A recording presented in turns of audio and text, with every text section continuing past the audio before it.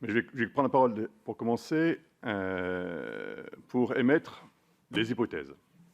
Des hypothèses un peu de rupture, sachant que la question du logement est une question, comme je le disais tout à l'heure, que nous considérons être un prérequis par rapport à la question du revenu universel. Christophe Sirugue le disait dans son rapport de 2016, mais également Lionel Stelleru, dans ce lieu, Lionel Stelleru qui avait été auditionné le 30 juin 2016 par les sénateurs réunis dans la mission d'information sur le revenu universel. Stelleru avait commencé son intervention en disant, voilà, il y a quand même plusieurs sujets à résoudre. En fait, il y a les trois besoins fondamentaux, manger, se soigner, se loger. Et finalement, le plus compliqué des trois, c'est clairement se loger. C'est se loger qui reste le problème fondamental.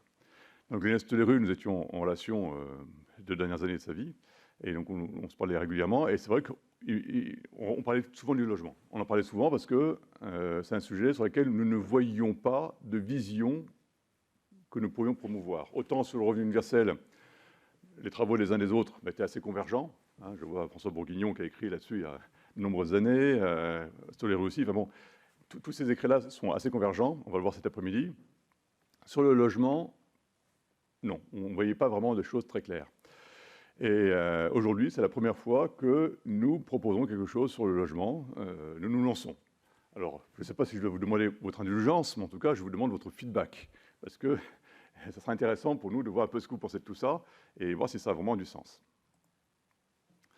Alors, le constat que je fais sur le logement, c'est un sujet sur lequel nous avons énormément d'intervention de l'État.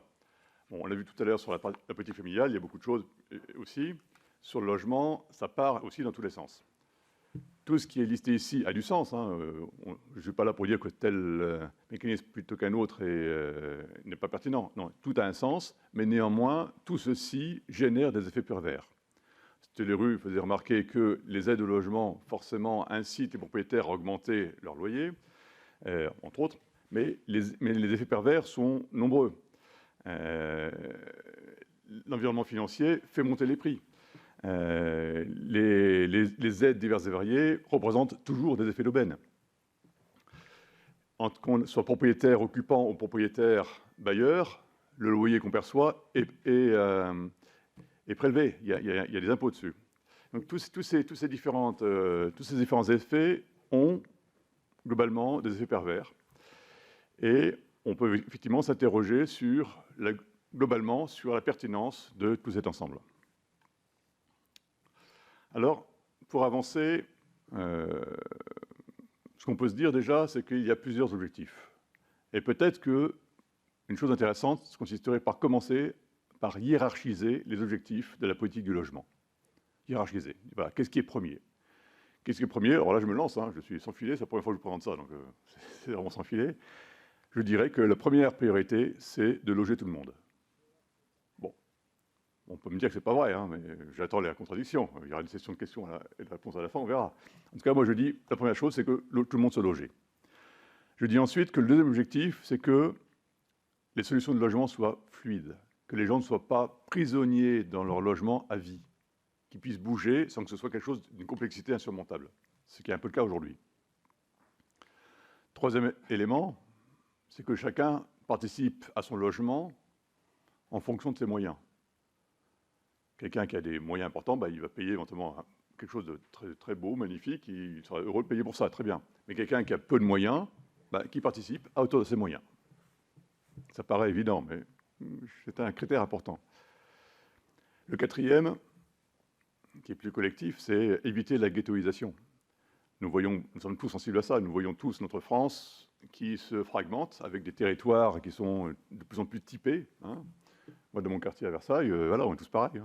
Bon, c'est vraiment, il y a un ghetto versaillais assez marqué. Bon, et puis c'est partout pareil. Bon, donc ça, c'est un sujet, la mixité sociale, qui est effectivement important. Cinquième objectif, l'empreinte écologique. On peut difficilement réfléchir au logement sans regarder les conséquences écologiques des choix que l'on fait. Et évidemment, l'effort budgétaire. Je ne sais pas si l'État dépense un pognon de dingue, mais enfin, ça fait quand même 40 milliards. bon, on est a priori un peu champion de la classe au niveau mondial sur la question du logement. Il y a une dépense importante française sur le logement. Voilà, donc la hiérarchie que je pose, 6 objectifs, hiérarchisés, éminemment discutables, évidemment. Ensuite, je fais des petits parallèles, en comparant des solutions par rapport à la même question. Comment l'État aide une famille à se loger? Une solution peut être que l'État donne de l'argent. L'État vous donne de l'argent, voilà, famille, vous avez de l'argent, débrouillez-vous ensuite pour trouver le logement qui vous convient. Bon, on peut vous aider un peu pour le trouver, mais bon, voilà, globalement, on vous donne de l'argent et vous trouvez la solution. La solution 2, c'est, non, on vous donne un logement.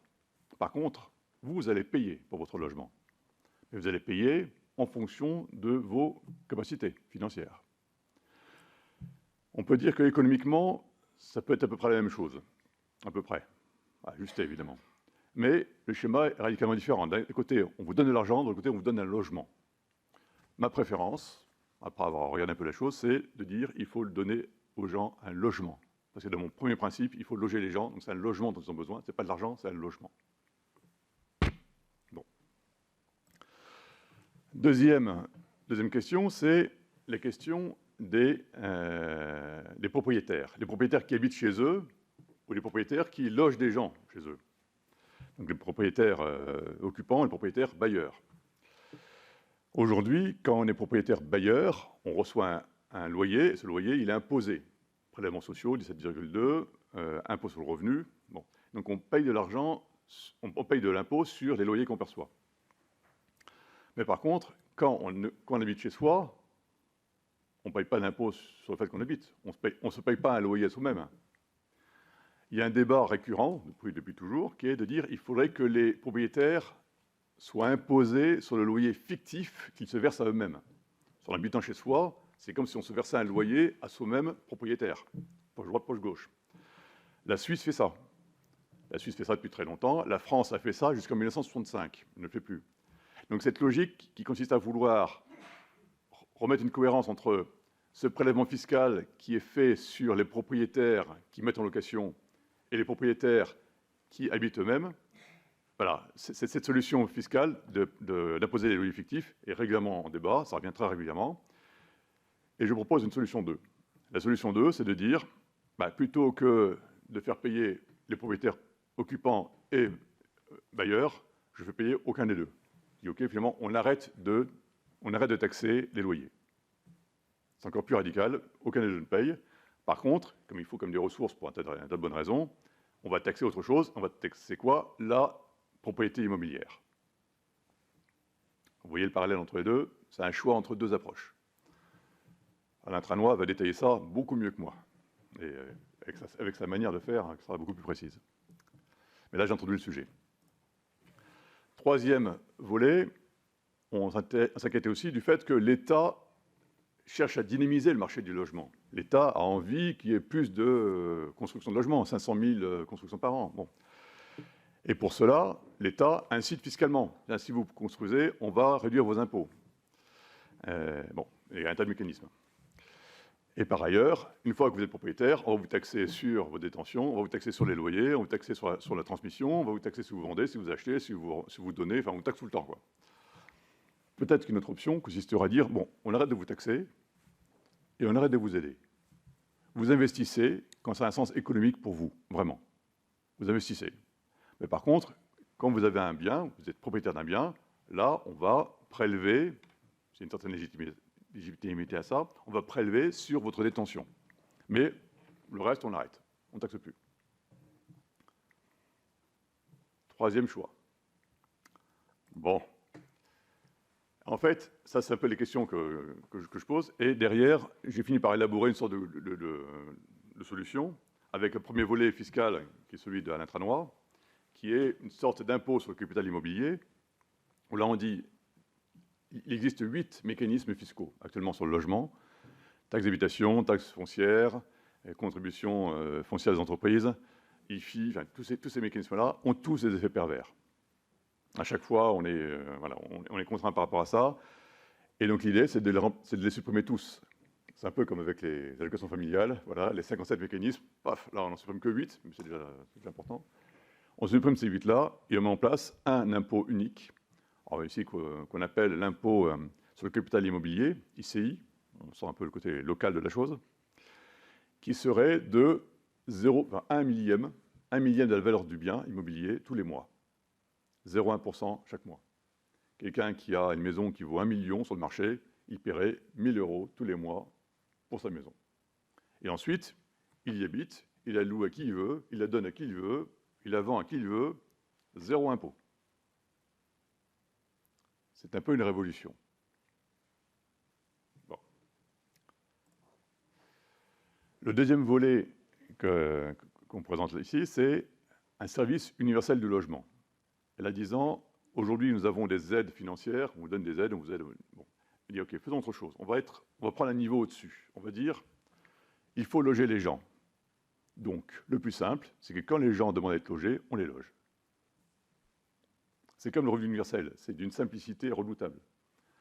Monsieur, madame, cette famille a besoin de logement, ils demandent à l'État ou à la structure SUL, bon, service universel du logement, ils disent voilà, nous voulons un logement. Voici notre famille, voici où nous habitons, où nous travaillons, voici nos contraintes, merci de me loger. Et l'État dit ok, pas de problème, je vous loge. Et dans 3 mois, vous aurez une solution de logement.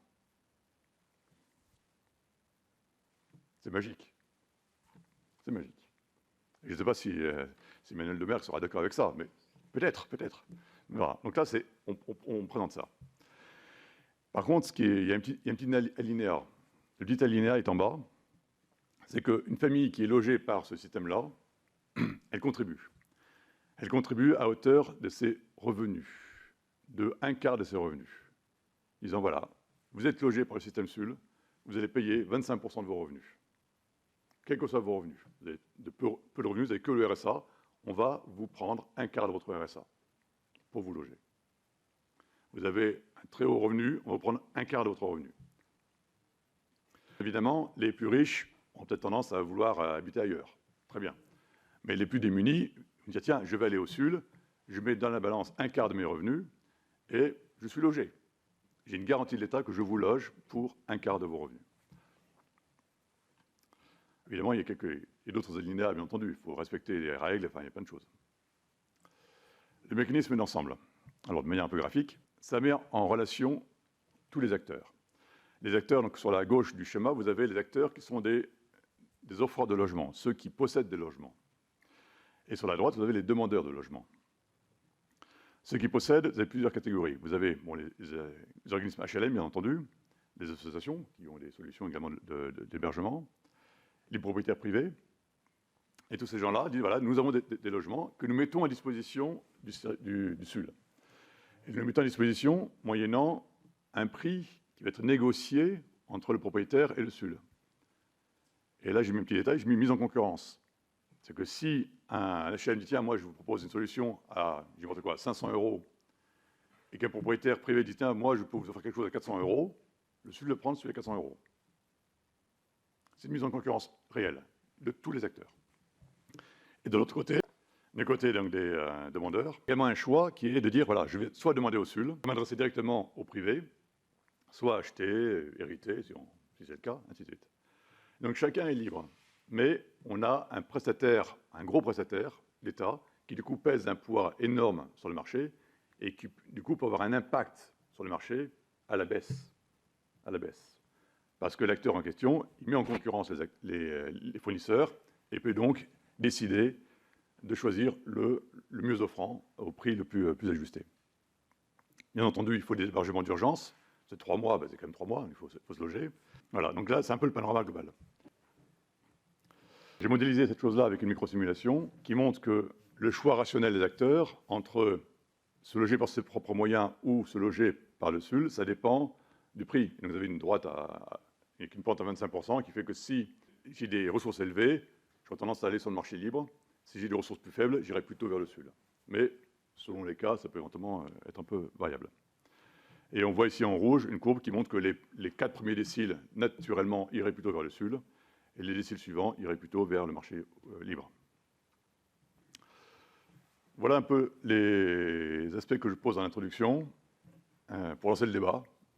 C'est une proposition un petit peu innovante. Pour ceux que ça intéresse, il y a ici des documents accès libre qui décrivent ces choses-là.